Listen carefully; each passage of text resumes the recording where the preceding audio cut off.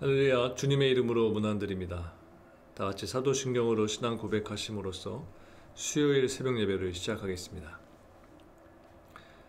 나는 전능하신 아버지 하나님, 천지의 창조주를 믿습니다. 나는 그의 유일하신 아들, 우리 주 예수 그리스도를 믿습니다. 그는 성령으로 잉태되어 동정녀 마리아에게서 나시고 본디오 빌라도에게 고난을 받아 십자가에 못 박혀 죽으시고 장사된 지 사흘 만에 죽은 자 가운데서 다시 살아나셨으며 하늘에 오르시어 전능하신 아버지 하나님 우편에 앉아 계시다가 거기로부터 살아있는 자와 죽은 자를 심판하러 오십니다. 나는 성령을 믿으며 거룩한 공교회와 성도의 교제와 죄를 용서받는 것과 몸의 부활과 영생을 믿습니다. 아멘. 하나님 감사합니다. 오늘도 새날을 열면서 먼저 이 첫 시간을 하나님께 예배로 나아갑니다. 주님을 사모하며 주님의 말씀을 또한 사모하며 갈급한 심령으로서 하나님을 찾으며 예배 자리에 나옵니다.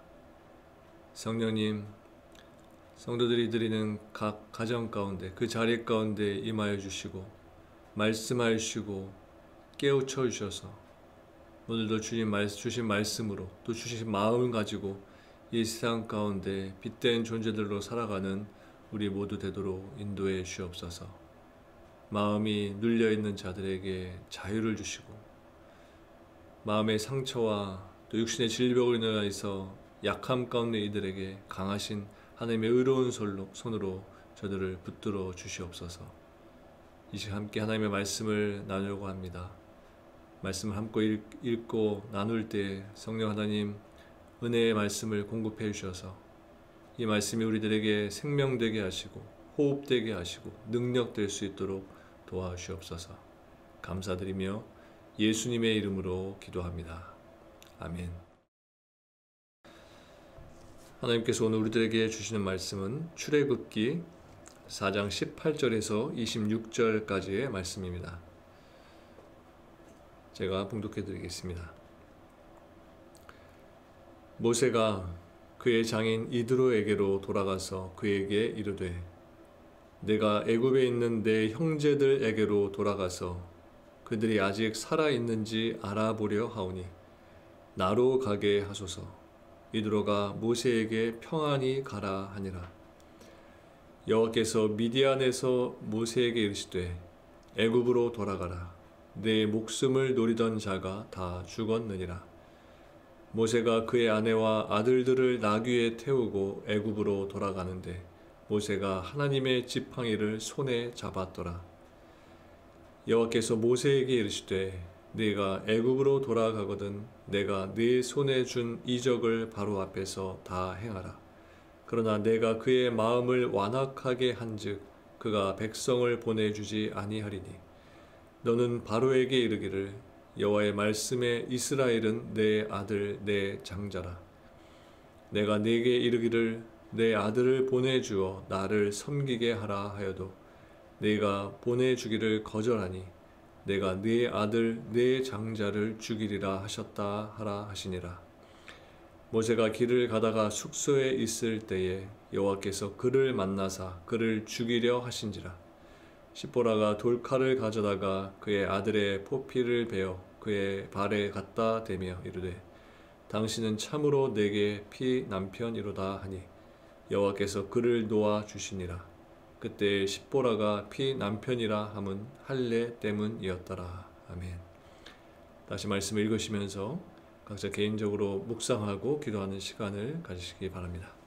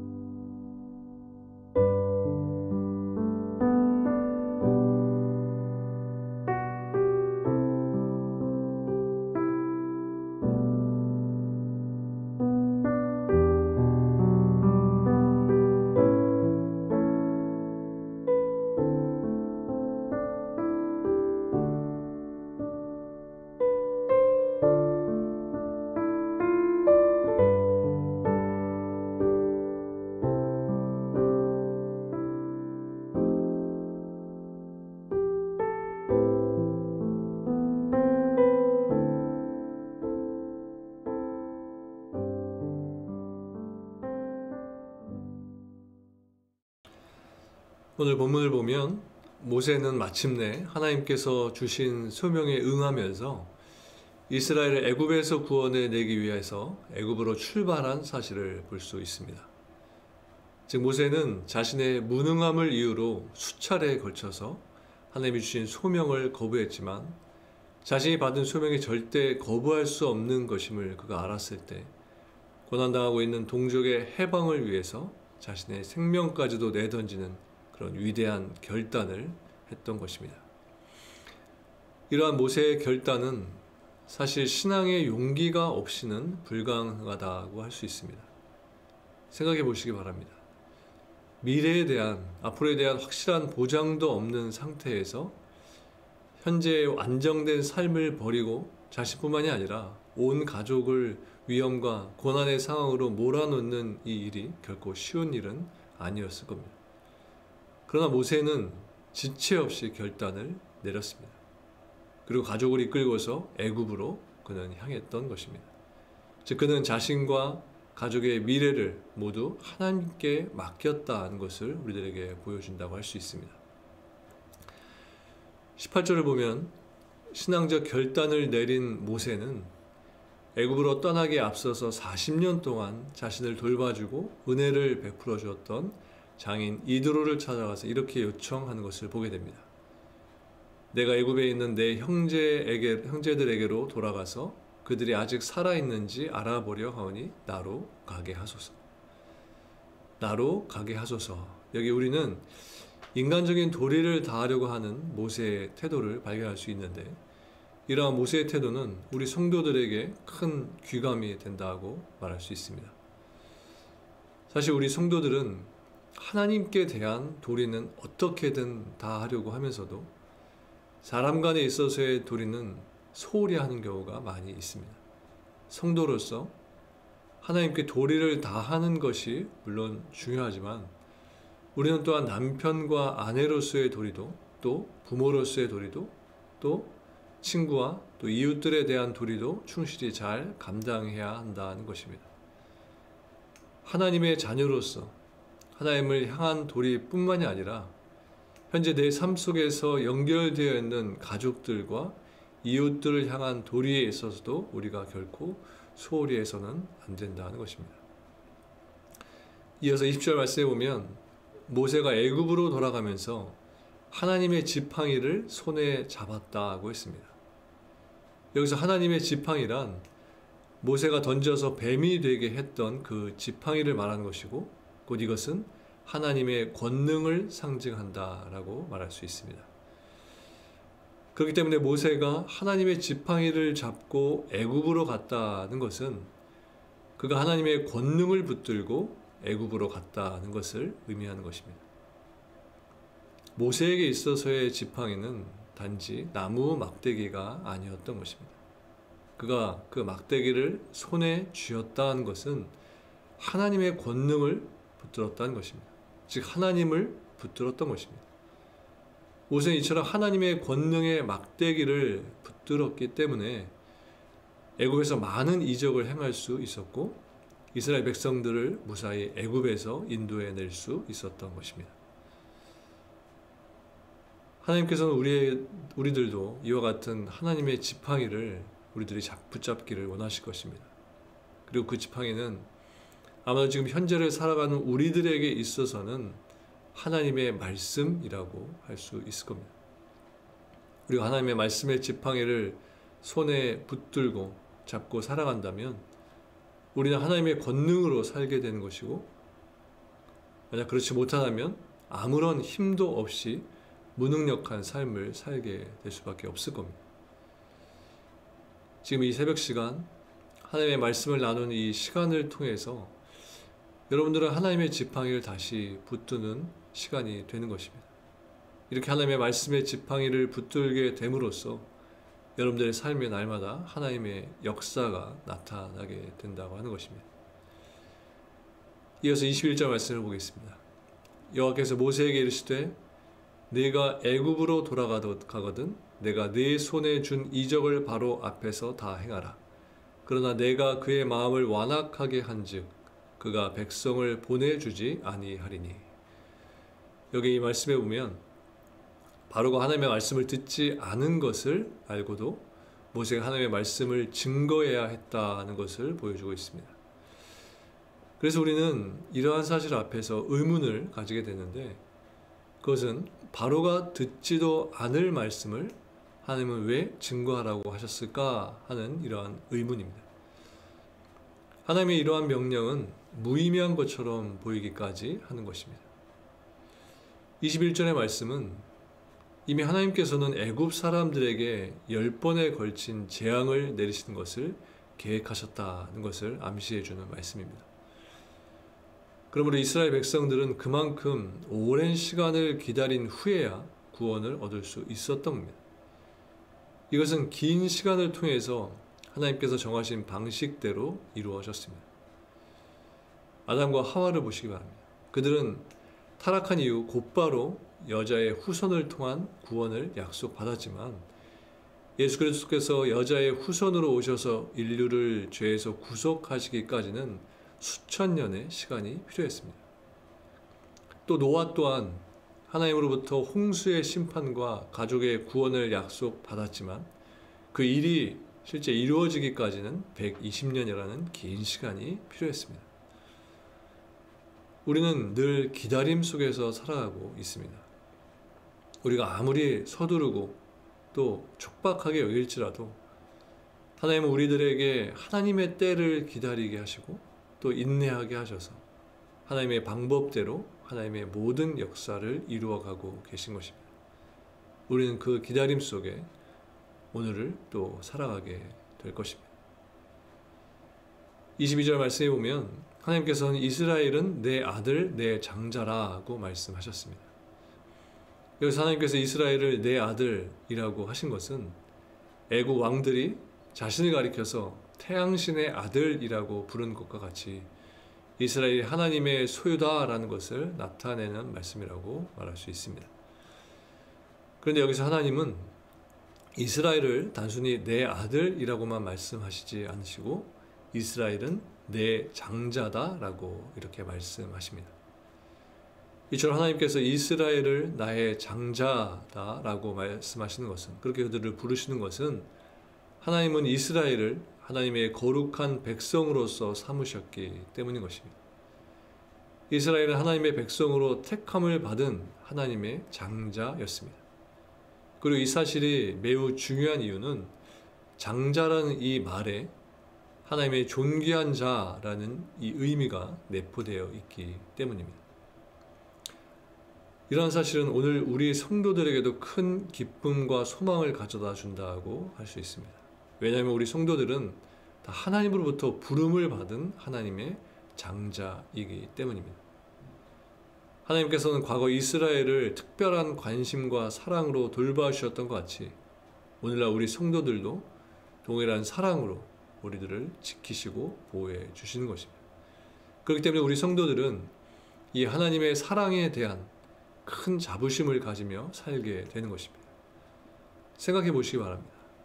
만왕의 왕이신 하나님께서 나의 아버지가 되시고 내가 그분의 장자로서 아버지로부터 사랑을 받고 있다면 어떻게 나에게 자부심이 없을 수 있겠습니까? 또한 전능하신 하나님께서 나의 아버지로서 지금 우리와 함께하고 계시는데 우리가 세상에서 두려워할 것이 무엇이 있겠습니까? 우리가 하나님의 장자가 된다는 것처럼 우리에게 기쁨이 되고 소망이 되는 것도 없는 것입니다. 그럼 우리는 하나님의 장자로서 비록 세상적으로는 멸시를 받고 조롱을 받는다고 할지라도 하나님께 나는 큰 사랑을 받고 있다고 하는 이 자부심을 늘 가지고 살아야 하는 것입니다.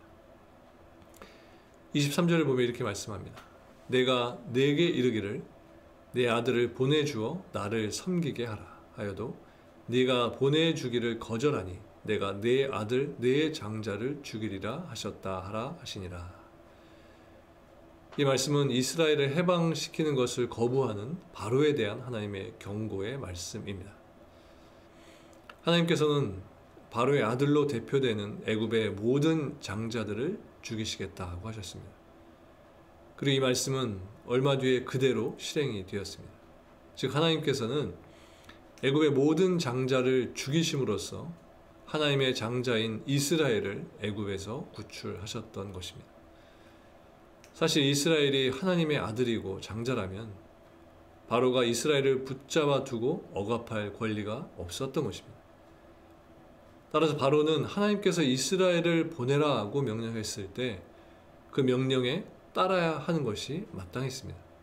그럼에도 불구하고 바로는 끝까지 이스라엘을 놓아주는 것을 거절했기 때문에 하나님은 이스라엘의 아버지로서 애굽의 장자들은 모두 죽이시고 하나님의 장자인 이스라엘을 애굽으로부터 구출하신 것입니다. 장자는 한 가문을 대표하는 사람입니다. 따라서 하나님께서 애굽의 모든 장자를 치셨다는 것은 애굽 전체를 치신 것과 같은 의미를 갖는 것입니다. 그리고 애굽은 영적인 측면에서 볼 때 이 세상을 가리키는 것이고 애굽에 임한 장자의 재앙은 마지막 날에 이 땅에 임하게 될 하나님의 최후 심판을 보여주는 것이라고 말할 수 있습니다. 따라서 하나님께서 애굽의 장자들을 치셔서 이스라엘을 구출하신 이 사건은 장차 이 세상의 마지막 날에 하나님께서 하나님의 장자인 성도들을 억압하고 있는 이 세상의 모든 악한 세력들을 물리쳐 주셔서 성도들을 세상의 모든 억압과 고통으로부터 모두 해방시켜 주신다는 것을 보여주시는 것입니다. 그러므로 하나님의 최후 심판은 하나님의 장자로 택함받은 우리 성도들에게는 결코 두려운 것이 아닌 것입니다. 오히려 성도들은 그날이 속히 오기를 간절히 소망해야 하는 것입니다. 우리 성도들은 지금은 세상에서 온갖 억압을 받고 또 박해를 받고 있지만 장차 하나님의 최후 심판이 세상에 임할 때는 세상에서 영원히 구원을 받게 되는 것입니다. 오늘도 이 마지막 날을 소망하며 사시기를 바랍니다. 여러분들에게 이 소망이 끊기지 않게 하기 위해서 하나님께서는 우리에게 오늘도 말씀의 지팡이를 주실 것이고 하나님의 크신 사랑으로 우리들을 모두 이끌어 주실 것입니다. 이 믿음으로써 오늘도 승리의 하루를 살아가시는 저 여러분들 모두가 되시기를 주님의 이름으로 축원합니다. 기도하시겠습니다. 하나님, 늘 주님의 손으로 우리를 붙들어 주셔서 감사합니다. 또 우리들에게 말씀의 지팡이를 주시고 모든 세상의 환난을 그 하나님의 권능이 되는 말씀의 지팡이로 이겨낼 수 있도록 인도하신 하나님 감사를 드립니다. 오늘도 나의 손과 나의 능력으로 이 세상을 살아가려고 하는 어리석음을 모두 버리게 하시고 하나님이 우리의 손에 쥐게 하신 말씀의 지팡이를 붙들고 담대하게 하루를 살아가는 저희 모두 되도록 인도해 주옵소서. 하나님께서 우리와 함께 해 주실 줄 믿습니다. 우리와 날마다 동행하시는 하나님 의지하며 오늘 하루도 살게 하셔서 실패하지 않고 낭망하지 않고 쓰러지지 아니하고 담대하게 하나님의 나라를 위해서 달려나가는 우리 모두 될 수 있도록 하나님 도와주시옵소서. 감사를 드리며 예수님의 이름으로 기도합니다. 아멘.